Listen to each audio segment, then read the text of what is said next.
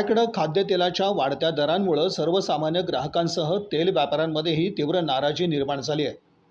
महाराष्ट्रातील तेल व्यापाऱ्यांनी या परिस्थितीविरोधात आवाज उठवत सरकारच्या धोरणांवर प्रश्नचिन्ह उपस्थित केलं आहे। दररोजच्या वाढत्या खर्चामुळे सर्वसामान्य जनता आधीच आर्थिक अडचणीत आहे। त्यात सोयाबीन तेलाच्या पॅक्ड पाऊचचा दर सुमारे 170 ते 180 रुपयांपर्यंत पोहोचल्यानं गरीब आणि मध्यमवर्गीय कुटुंबांच्या बजेटवर मोठा परिणाम होत असल्याचा दावा व्यापाऱ्यांकडून करण्यात आला आहे।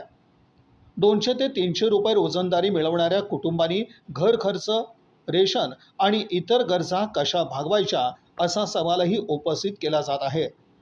खाद्यतेलातील भेसळीबाबतही व्यापाऱ्यांनी गंभीर मुद्दा मांडला। भेसळीचा ठपका छोट्या व्यापाऱ्यांवर ठेवण्याऐवजी मोठ्या उत्पादन कंपन्यांमधील प्रक्रियेकडेही लक्ष देण्याची गरज असल्याचं त्यांचं म्हणणं आहे। पाम तेल आणि सोयाबीन तेलाच्या दरामध्ये मोठा फरक नसेल तर मग भेसळीचा आरोप नेमका कोणावर आणि कशासाठी केला जातो असा प्रश्न व्यापारी उपस्थित करत आहेत। यासोबतच मोठ्या ब्रँडच्या मल्टी सोर्स ऑइलच्या किमती 190 ते 200 रुपयांपर्यंत असल्याचं उदाहरण देत ग्राहकांनी केवळ ब्रँडच्या नावावर विश्वास न ठेवता तेलाची गुणवत्ता आणि किंमत याबाबत जागरूक राहावं असं आवाहन करण्यात आलं आहे। स्थानिक व्यापाऱ्यांची बदनामी करण्याचा प्रकार थांबवावा आणि ग्राहकांसमोर वस्तुस्थिती स्पष्ट करावी अशी मागणीही करण्यात आली आहे। मोठ्या कंपन्यांना फायदा आणि छोट्या व्यापाऱ्यांना फटका देण्याचा काही अजेंडा आहे का असा थेट सवाल व्यापाऱ्यांकडून उपस्थित केला आहे। आता या संपूर्ण प्रकरणात सरकार काय भूमिका घेणार? खाद्यतेलाच्या वाढत्या किमतींवर नियंत्रण येणार का आणि सर्वसामान्य ग्राहकांना दिलासा मिळणार का? आम जनतेवरील वाढत्या खर्चाचा बोजा कमी करण्यासाठी सरकारनं ठोस पावलं उचलण्याची आता गरज आहे। व्यापारी एकजुटीचा व्यापारी एकजुटीचा शासनाने हा काळा कायदा रद्द केलाच पाहिजे। त्यावरती अन्याय झालेला तो अन्याय दूर केलाच पाहिजे।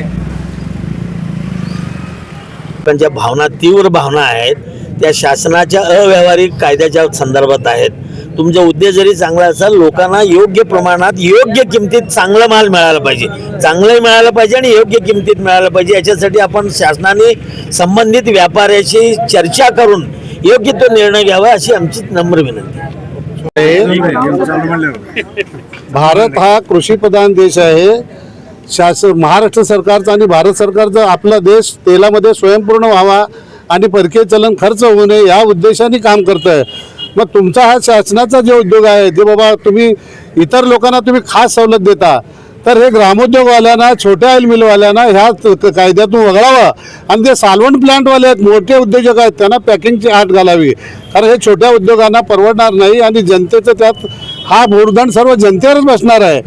त्यामुळे शासनाने याचा फेरविचार करावा अशी एवढीच आमची मागणी आहे।